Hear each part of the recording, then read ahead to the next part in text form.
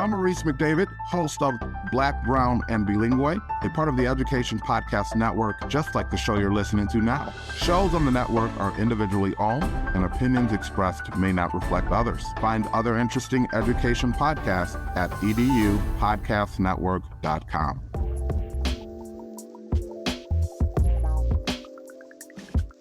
Hello, everybody, and welcome to another great episode of My EdTech Life. It is always a pleasure to be here with you all, and I hope that today you have had a wonderful, wonderful start to your week. Thank you so much for joining us this evening, or it may be well into Tuesday morning, depending on where it is that you're joining us from in the world today. And as always, thank you so much for making us part of your listening pleasure, of your viewing pleasure.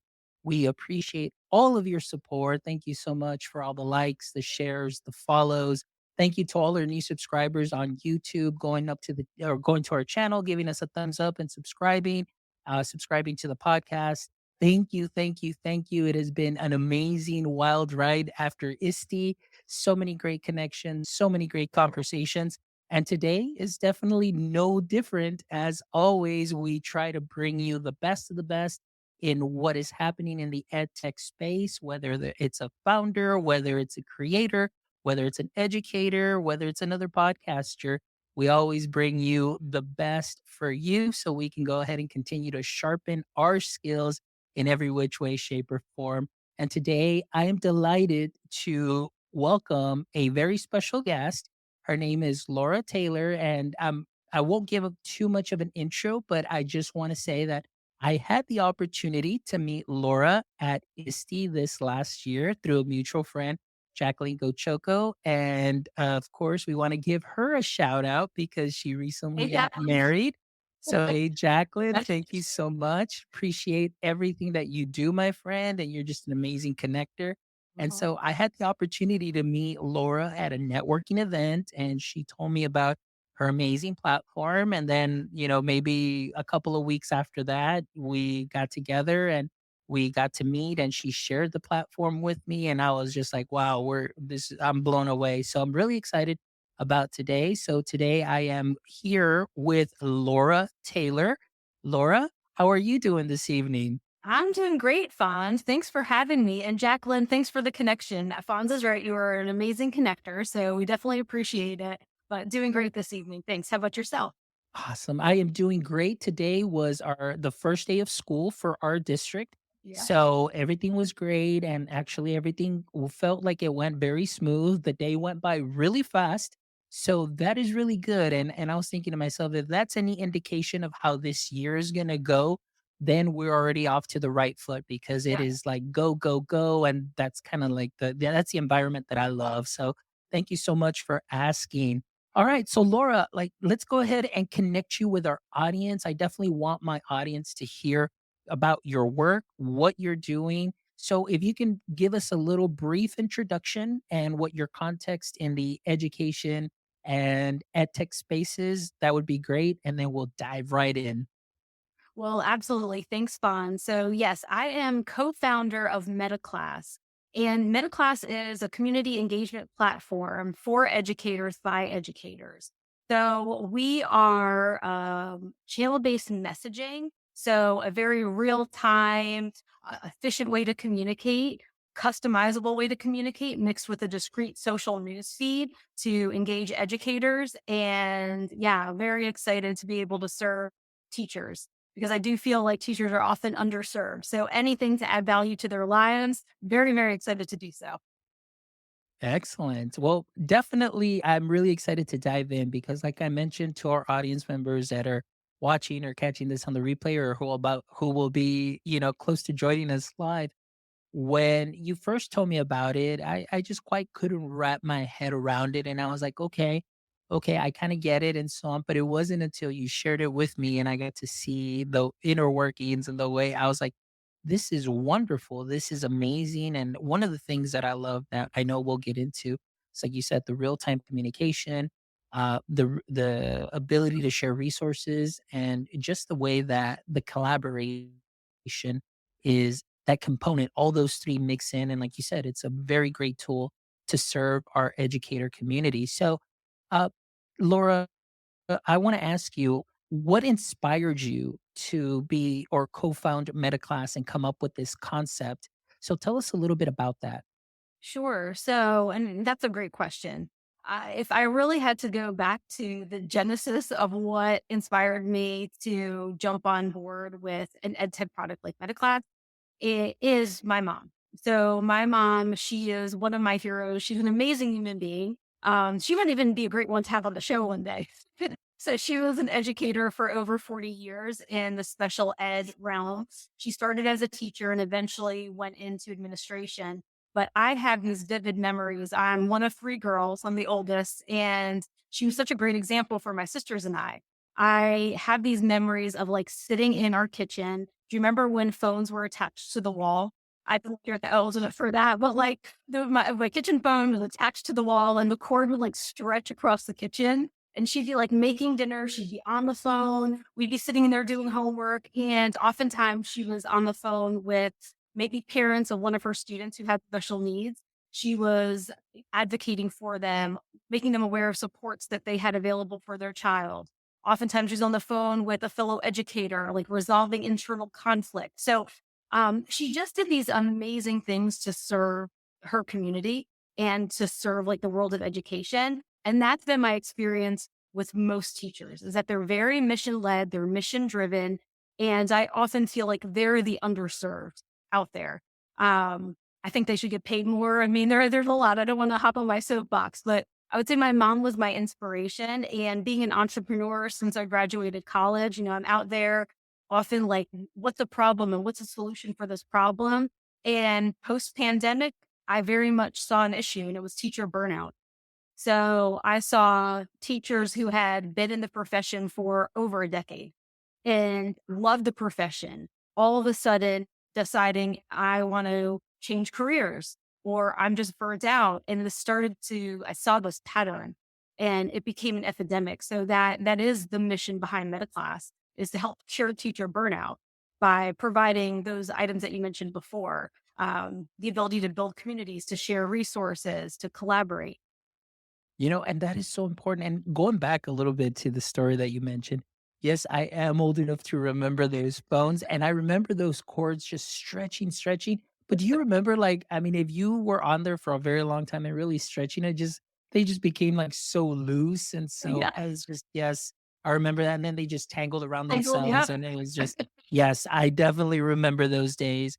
But, it's interesting, like you're saying, even at, you know, for your mom's experience and even now it seems like education has changed in some ways, but those same aspects still apply today where as educators, many times we want to help out our student community, reaching out to parents.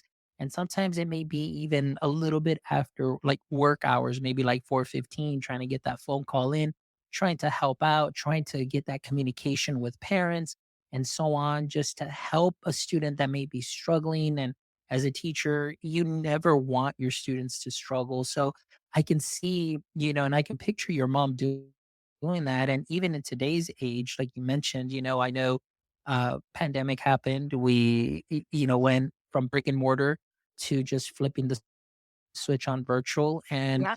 a lot of that did affect our teachers. And I know you mentioned burnout. So, and of course, the vision of MetaClass as a platform to alleviate some of that, building the collaboration, the communication skills, and then the resource sharing. And I think that that's something that is very important and still, even today, heavily needed. So I absolutely love that. Now, coming back a little bit, I just want to talk about that entrepreneurial spirit. So you found or you saw a problem in the sense that maybe mom's spending too much time on the phone after work and you're seeing it today in that sense. And now you said, well, let's find a solution for this. So I kind of want to know just the thought process, for many educators out there that might have that entrepreneurial spirit or, anybody that may be listening, just to kind of get your thought process and wrapping our mind around how you went about with the project MetaClass. So, and that's a really great question. I am a firm believer in if you're going to create something that people want. So when we created the technology, it's not necessarily like brand new cutting edge technology. It's technology that exists in other worlds, that exists in the corporate world. Oftentimes, like educators, I feel like will get the crumbs, or, the technology is often archaic. So it was using what's already working and not recreating the wheel, but just centralizing it on a platform that made sense for educators. And so in order to do that, didn't want to guess. And what we did is we beta tested with some select Google Innovator educators.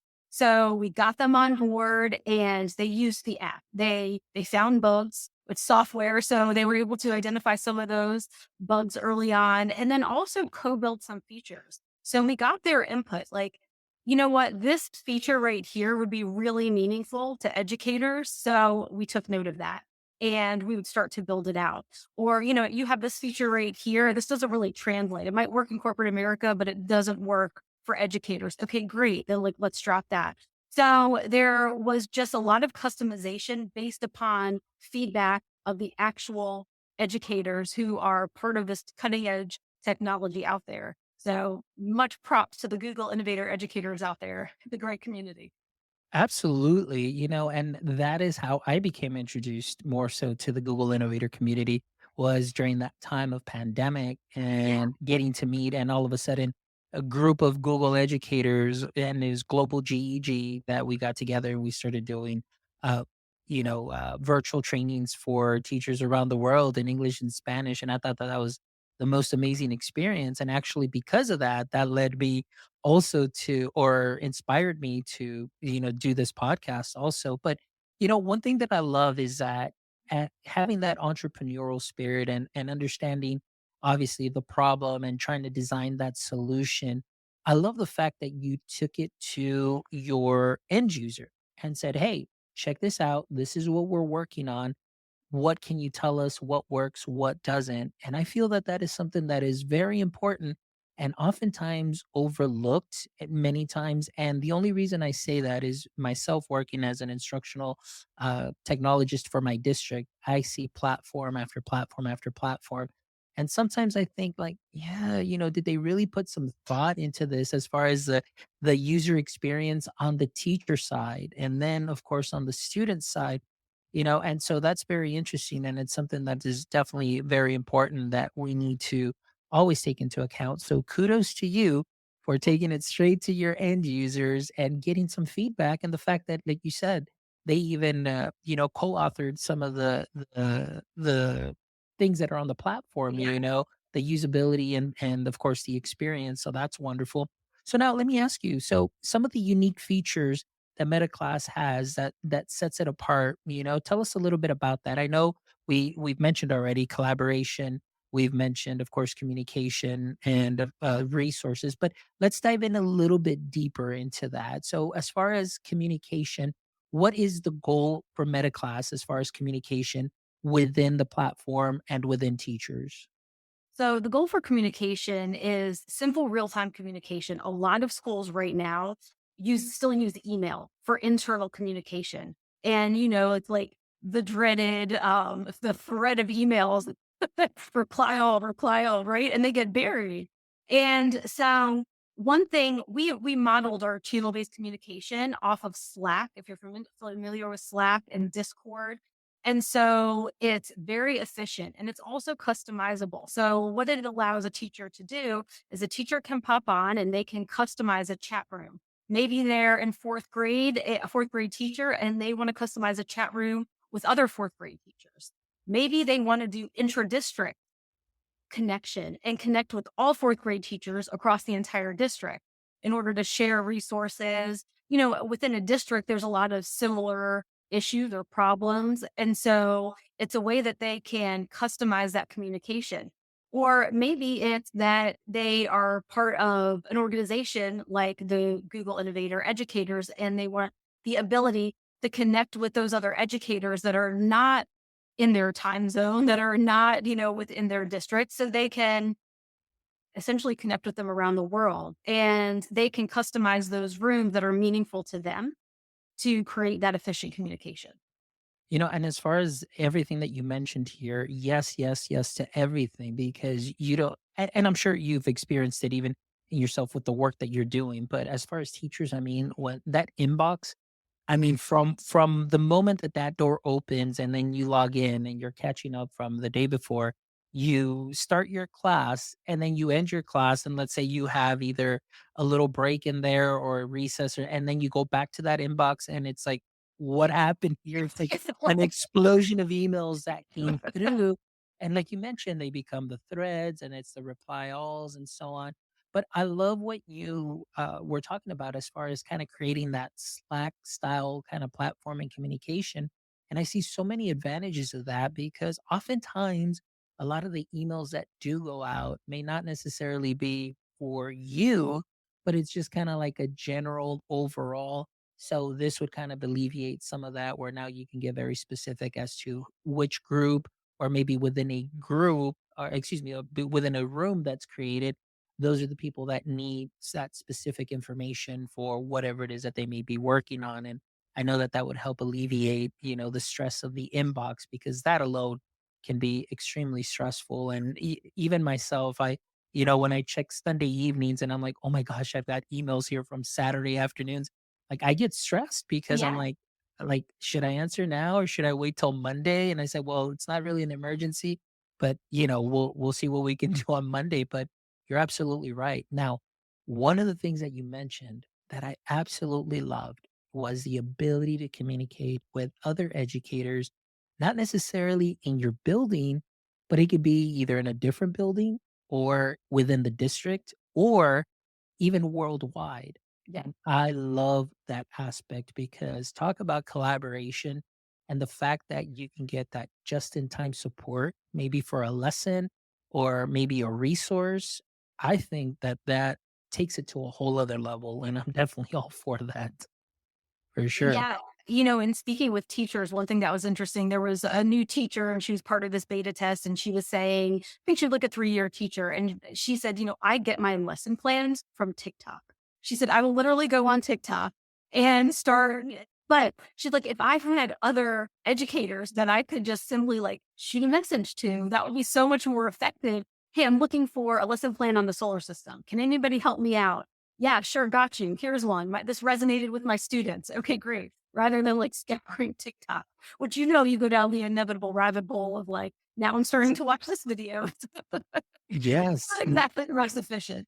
No, absolutely. But again, and this is interesting that you mentioned this because this is actually leaning towards my dissertation, which my dissertation is, using social media or communication as a part of professional development and how well it does for teachers. Now, my biggest thing with professional development is that many times the professional development that is brought in is not necessarily specific to the needs of either that campus or the demographics of that campus. So it's very difficult many times to sit there and receive something from somebody that does not, what's the word, customize. That's the word, customize to meet the needs of our specific demographic. So I can see that a lot of teachers kind of get real like, well, you know what, I could have been fixing my room or doing other things. But the fact that now they're able to communicate with somebody in a similar demographic area or have a similar experience, like you mentioned, like, hey, I'm looking for this type of lesson and be able to get it and be able to curate. I think that that is wonderful, and that's what I'm all here for, and that's why I'm, like, on Twitter, like, that's what I'm looking for, just looking for that help and support and those ideas, and then, of course, you sprinkle your own greatness into it, and then it can turn into something that is equally helpful, and now you can share that with everybody. So, let me ask you, Laura, as far as that communication, so we talked about kind of that Slack style communication. You can create independent rooms, and I'm assuming that that would be the goal would be like those small groups, specific people that need to be there to build that community. Now, as far as the resources that may be shared, is there an ability to kind of either store those resources that teachers may find, like bookmark or anything of that sort that they can come back to, or would they just need to download that right away onto their computers or devices? Sure, it's a great question. So every room that either you create or you're invited to does have a folder feature. So all of those resources can be shared in that folder. And we're also building out a feature on the news feed that if something comes down the news feed and you want to save that post, there's going to be a save feature, and that will also go to separate folders. So you can organize the different resources that are meaningful to you and save them for later. Yeah. Nice, nice, and that is huge, honestly, because many times, yeah, for myself, who's got multiple tabs open all the time, and I'm sure a lot of teachers do the same thing. Sometimes we close that tab and it's like, oh, we lost it, or we just do the Control Shift T, we get it back, but then something happens, and then we realize, like, oops, I didn't save that link. But I love the fact that you're able to do that room by room and be able to save those resources to come back to. So now we've talked about the communication piece on it. And so that I absolutely love communicating. Again, I'm going to repeat, like, I love that you can communicate within your school setting, your district setting, or even, worldwide, globally with other educators that may be, teaching your same subject and so on. So I love that. Now let's talk a little bit more about that community also building aspect. So, what are some ways that you have seen, or if you can tell us maybe some stories of some users as to how they've been able to build community within MetaClass? Yeah, sure. You know, when we initially did the beta launch, there were some new teachers, like first year teachers, who they gave them permission to come in and to give feedback as like a first year teacher. Well, one story in particular, there was this teacher who she started the school year. She felt a lot of polarization within her district between central office and educators, which I heard is quite common. And so she was very reluctant to ask questions, almost like scared, right? And although she really needed some of that mentorship and she was craving it, but she was scared to reach out. So she felt a lot more comfortable on this platform saying, hey, I'm a first year teacher. She kind of tested the waters and it was the encouragement was like overwhelming. And so she had such a positive experience that she went back to the teacher that referred her to come on, who is a Google innovator. And she said, what was amazing to me is her like self-esteem as a first year teacher just increased to this next level. And she felt more confident being vocal and asking questions and not like, I might get reprimanded if I ask the wrong question.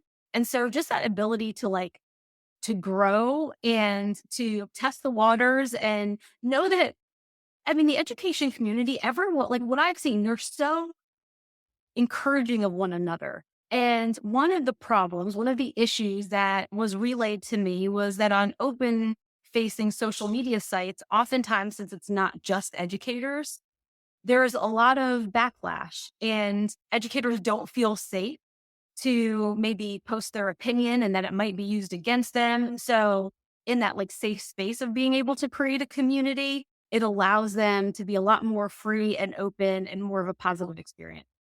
And that's something that is so important to create that psychological safety. I mean, we do it for our students, or at least we try and do it for our students. But it's very interesting that oftentimes we overlook that for the adults in the room, which would be the teachers. And what an experience, for somebody that's just new and coming in who may have a plethora of questions because this is going to be a new voyage that they're taking and they don't know which direction to go because they may hear this teacher or this administrator say, no, it's like this. And then the other one being pulled the other way and say, no, no, this is the way we do it, and so on. But then who do I ask and who do I feel and do I feel comfortable asking? Because then also even within teachers, many times, like you mentioned, it's like you don't want to be that one person, like, "Oh my gosh, like, they didn't they're at can't believe they asked that," or Yeah, so right. I was like, "Hey, we were all there once," Yeah. so that's the thing. But so I love that story that you mentioned because I think that that's something that's very, very important to create that psychological safety starting off, right from the get-go, and the fact that they feel safe in asking those questions. But then you also hit on something that I want to highlight, which is like you said, on social media, many times you find rooms or groups, whether it be Facebook or Twitter and so on. But many times there are some trolls that are out there that are just, they may not even be part of the group. It just be somebody that's just in there, just trying to create havoc and just making people feel bad and so on.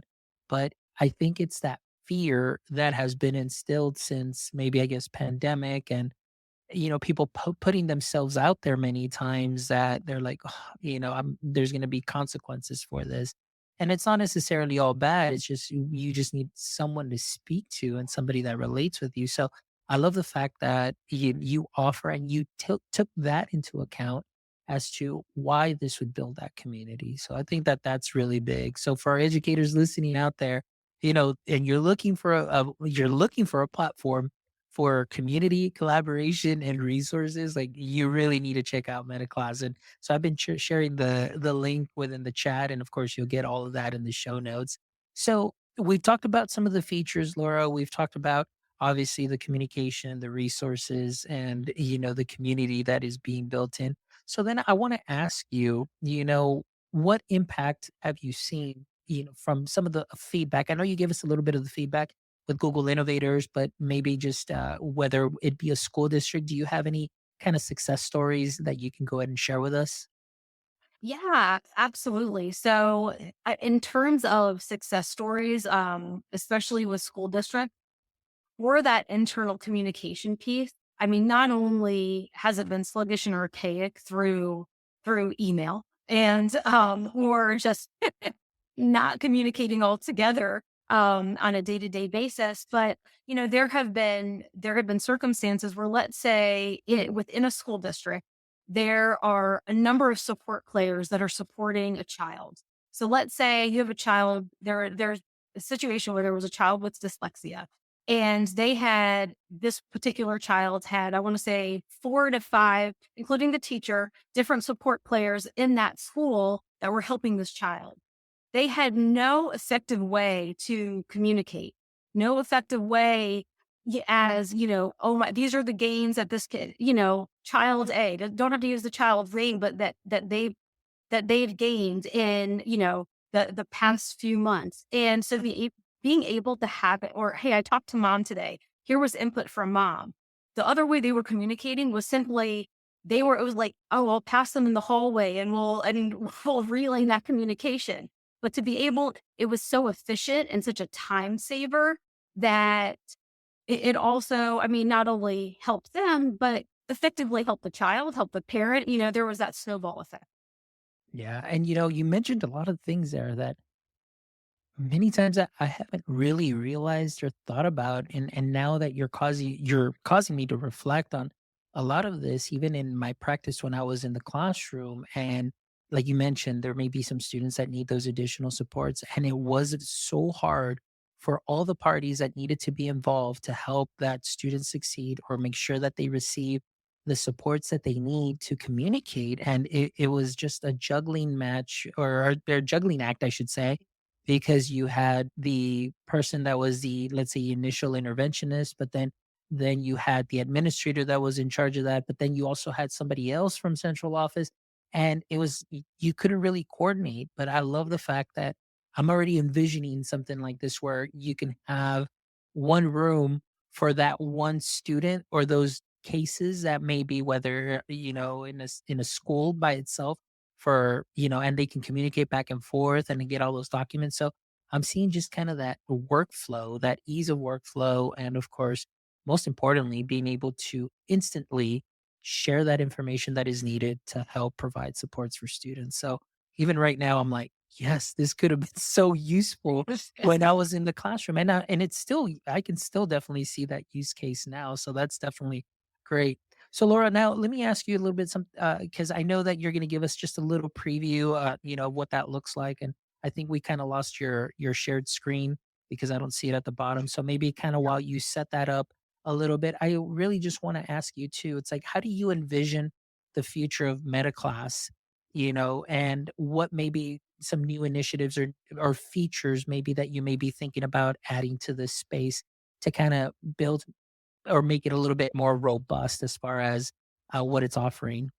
Yeah, that's a great question. So we really do see MetaClass as a community engagement platform. And one of the features we're building out, you'll see it represented here. It's just the feature's not built out yet. So this is coming soon, but it's going to be an educator marketplace. So it'll be a space. One thing that we've noticed is most educators have some sort of side gig, right? They have like a side hustle, whether they tutor after school, or maybe they teach virtual piano lessons, or maybe they host a podcast, whatever it is, they have something else that they do in addition to being an educator. And so but right now, it's mostly word of mouth, right?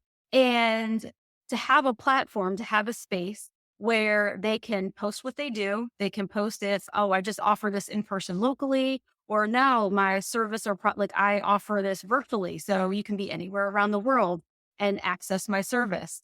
And so to be able to have that as an area where those educators can promote what they do, they can share a link, they can post it on other forms of social media, they can share it.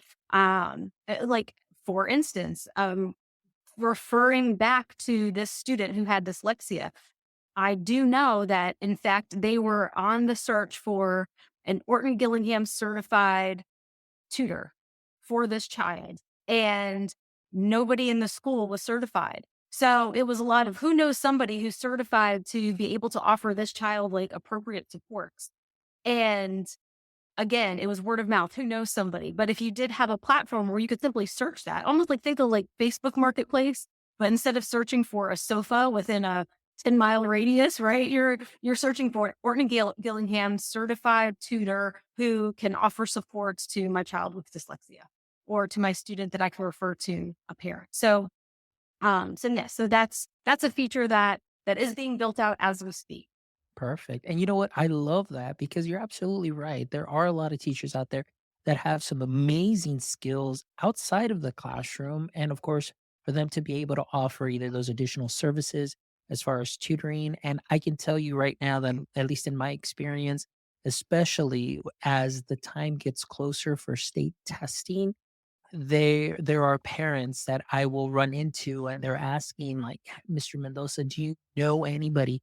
Is there anybody that you can refer me to?" It doesn't matter if they're in district or out district. They just really want what's best for their child and they want to provide that additional support.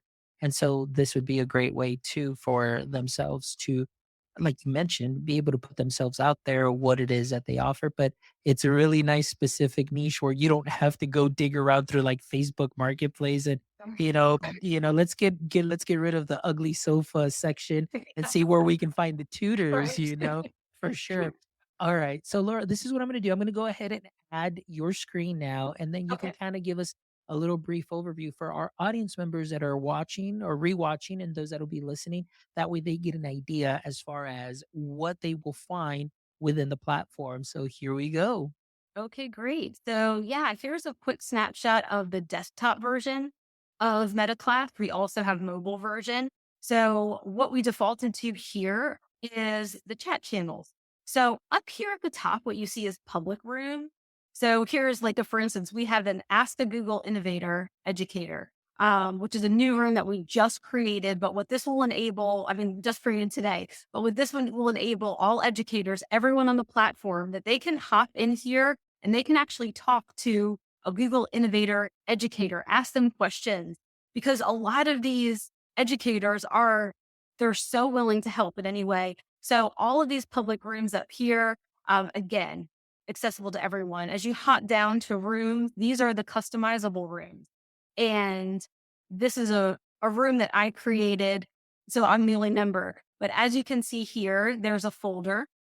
And when you hop up to the folder, that's where you can add attachments, you can add worksheets, lesson plans, and other resources that you can share with whomever is in that room. And again, when you create a room, you can add whomever you like. You can add members. And so again, very customizable. Direct messages is just that. A resources tab where you can add schedules or lunch menus or different resources that might be meaningful to you to have right there on the tip of your fingers. We'll hop over here. This is the discrete social news feed. And so, yeah, as you can see, it's just different posts, just like any other news feed that you might come across. And then down here, where you see that money sign, that's where the educator marketplace will live. And so again, that's being built out right now. So we don't have that up and live, but that is, yeah, that's a quick, um, just refreshing here. Yeah, that's what Hey, I thought. Hey, where did that come exactly. from? Yeah. But yes, so that is the functionality of MetaClass. Very simple, very intuitive, and there you have it. Absolutely. That was great. And you know what I love about it as far as the user experience, the simplicity of it's not anything that is overwhelming or overbearing where it may feel like a teacher might be adding something else to their plate. Not at all. If anything, I just love how streamlined it is and the way that you have everything laid out and easy to find. And of course, I want to give a big shout out to a lot of the Google innovators that were there. I saw Luis, Oh Steph yeah. Howell, yeah, Luis and Steph Howell, we saw Greta, we saw, who else was it? Actually So were there. Kayla, Kat, Yes, Kayla Cat. There we Lynn, go yeah. too. So, oh my gosh, so many great people there. And I don't know how that picture of that last guy got on there. I don't know, but I don't know. And just again, this is a side note. I did not ask her to do that, guys. Yeah, Okay, I so know when you you guys are did. watching the show, I never mentioned that at all whatsoever. Well, I absolutely love it. So thank you so much for sharing that. And of course, for our audience members, like I mentioned, please make sure you check out the website. I have been sharing it here. I've also been sharing Laura's information so you can connect with her on LinkedIn, but we all know that that'll be on the show notes. So now as we're getting a little bit closer to wrap up, I kind of have like two more questions for you, Laura. And, based on your experience and what you see, and not necessarily like meta class only, but because I know that you are so well connected. I mean, just seeing the room of people that I had the opportunity to be in because of Jacqueline, and then I got to meet you, and then hearing so many other people's stories there. And of course, DM also as well, who's been a guest and what you're doing. So, my question to you is how do you see technology playing a role in the future of education? And what other opportunities do you see still to further that innovation even more? So I'm so excited about the technology that is at the forefront and how it will be integrated into education. I think that if used appropriately, it can take such a workload off of our teachers, like an unnecessary workload. So, for instance, I have a friend. He's currently in Y Combinator with a startup that utilizes AI to help create lesson plans for educators. I know there are some of these tools out there, but how cool that an educator can just throw in an AI platform. I'm looking for a lesson plan for this age group, throw in some parameters, and then boom, it can be created within like 60 seconds. And then again, like you said, they can put their own stamp on it, their own personalized stamp. It doesn't have to be, just cookie cutter, but it gives them the framework that might have taken them hours to create. And so just making that so much more efficient. So I see AI playing a big role and then teaching, students also how to appropriately use it because I think it can be a phenomenal tool. Absolutely. And you're absolutely right. This is what we're seeing. And I think as I think after pandemic, I know at least this is what I saw when we came back to brick and mortar. I saw a lot of teachers go back to analog. In other words, they were putting the Chromebooks away. And I feel that it was maybe just kind of that sort of trauma where they associate that device or they associate that platform with this 2 year span, 3 year span of what they had to do online. And just now, just kinda like last year, and, now this year, like I said, we just started, but man, they're really taking off with it again, and I think they just kinda needed a little break off of the tech, but now I really truly believe that with that experience, a lot of teachers that were once very anti-tech and would not wanna use it and touch it, now are more open to what is out there, and of course, those conversations are being had in various schools. And I know there's always that concern because of AI and so on. But, a lot of the teachers have been able to adapt very well and are seeing like, okay, well, what's the upside of this? I know we hear like, oh, the scary parts, but what's the upside? And I think that that really brings a little bit of joy to my heart, especially being an instructional tech where I work with teachers, that it's no longer like, no, no, I don't want this. I'm scared. Like this isn't good. Now they're like, okay, cool. What's the upside? Like, how is this going to save me time? And they actually get excited about it. So I think this is a really exciting time for education and innovation in practice because the practice is going to change, the schooling is going to change a bit because we got to prep our kids a lot better, than we have been doing in the past, and it's just a time for adapting.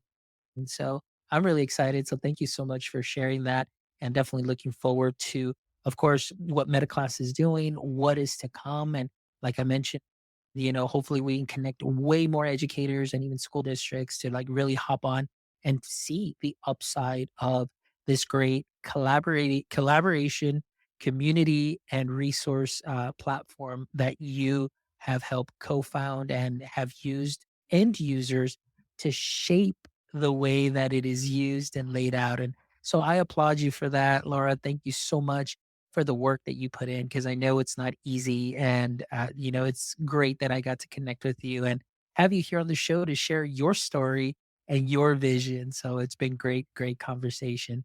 But before we wrap up, all right, this is the last part of our show. And I know I sent you the questions ahead of time. So you had a little bit of time to kind of think about that. So let's go ahead and get started with our final three questions. All right.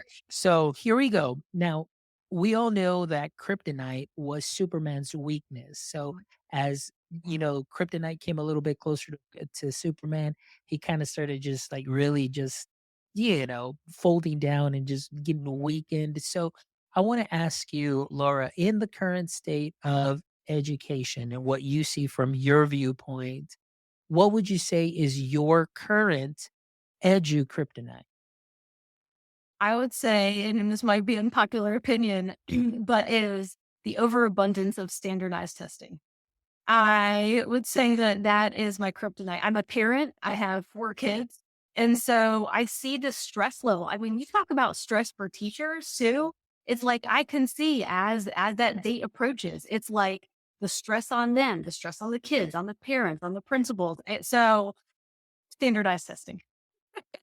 Excellent. I couldn't agree with you more. I second that for sure. I was like, and I've never been a big fan of it at all. I mean, 17 years in this business, and I'm like, "Yeah, I can't believe we haven't gotten rid of it, but it is what it is, but we just kind of have to adapt to it. But yes, great answer. All right, question number 2. Okay. If you could have a billboard with anything on it, what would it be and why? Okay, so this might sound a little bit corny, but just like with me into this carpet ride here. In that billboard, I was thinking about it could just be this like giant mirror, right? And like as you're driving by, walking by, like you see this reflection of yourself. And there's just like these positive affirmations that pop up. It's like you matter. What you did today made a difference. Because whether you're an educator, a student, I mean, a parent, I think often, I mean, all of us, we fight battles that nobody else knows about. And, that inner voice is the loudest voice. And so just like to see yourself on this like giant billboard with just like all this positivity, like overwhelming you, that's what I would have this giant billboard be. Yeah. I love it. I love it. That sounds like a unicorn to me. I don't know. So You that know, also sounds, felt the technology. yeah, that sounds like a unicorn to me right there. Oh, I think you're onto something there. You're onto something. So that'll be Yes. unicorn number 2. There you go. All right. And the last question, my friend, before we wrap up is, do you have, or actually, I would like, let me reword that. All right. What would be a hobby or a favorite activity outside of MetaClass? All right. That you would turn into a profession? Okay. So like I mentioned, I have 4 kids. And so my hobby, I think at this stage of my life is usually doing things with my children. I mean, they're in school, they play sports. And so to like have that quality time with them is truly how, as a mom of 4, you don't have a whole lot of hobbies. So, but I mean, they're at fun ages. They're 13, 12, 9, and 5. So they're just like fun ages and it goes fast. So have you ever seen the movie Big? Yes. Okay. So Tom Hanks starts off as he's like 12 years old and he makes a wish and becomes an adult, right? But while he's an adult, he gets a job and he gets a job at this toy company and they hire him because, and he's really a little kid trapped in like an adult body, but they hire him because he's enthusiastic and he has like this like childlike imagination because he kind of is a child. But I mean, along that same vein, what I would do is I would create like some, just because I'm an entrepreneur at first, is create like a product, create, I mean, maybe it's tech, maybe it's not, but where like my feedback, my like end user feedback is kids because they're brilliant. I mean, like a kid could hop on MetaClass and there's no learning curve.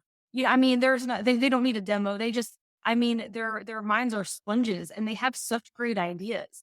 And I think oftentimes, like when they're in the classroom, when they're in school, and I love school, but especially those kids who have like certain disabilities, but oftentimes those disabilities are like superpowers, to be in an environment where they can like contribute and be creative and like let their ideas be known. I'm like, I feel like that. Yeah, I mean, it just excites me like talking about it. So like that's what I would do. Yeah, I would have all these children like just giving input on like, hey, if you had this product, this would like help kids. If you did this, so that's what I would do as my job. I think that's a great idea. I agree with you 100%. So many kids out there have these amazing superpowers, but we don't give them a creative outlet to be able to share that because everything is so standardized, Right. and not everybody learns in the same way. Not everybody processes the same way, but I absolutely love that idea. And yes, I could definitely see that. So now I think that might be the third one, Laura. That's the unicorn number three. So There you we'll go. see. Right. That's it. That's it. The three unicorns. I've never seen that before. So that's amazing. That's wonderful. All right. Well, Laura, it has been an honor. It has been a pleasure. Thank you so much for just a wonderful chat this evening. Thank you so much for sharing your work, your passion, your energy with us this evening. And again, I am very thankful to our friend Jacqueline Cochoco, also to Rita Ferrandino. Thank you so much, Rita. And of course, everybody like John Gamba, who I didn't get to meet there. I don't think I did, but I mean, if he was there, great. I mean, just thank you so much. But I mean, Laura, thank you. I really appreciate it. And again, I'm really excited to put this show up and start sharing some of those promo clips. A lot of great, great stuff that you shared today with MetaClass. So thank you so much. And for our audience members, thank you so much, as always, for making my EdTech Life part of your listening pleasure. Please make sure that you visit our website at myedtech.life, myedtech.life, where you can check out this amazing episode and the other 221 episodes with founders, educators, education practitioners, creators that you can learn from, take from, sprinkle onto what you are already doing great. And like Laura said, put your own stamp on it. So that's what we're here for. And thank you for all the support. Please make sure you go to your favorite podcast player, subscribe to our episodes. Please make sure you go to YouTube, give us a thumbs up, subscribe. Please make sure you leave us a review on Spotify, leave us a review on Apple as well. We would love to hear back from you. And then that way, all of the great little AI algorithms can start putting these shows out to everybody's feed. And of course, you yourself, I just simply ask that you share us on your feed as well. We would greatly appreciate it because that does so much for us here at the show. All right, my friends. So until next time, as always, don't forget, stay techie.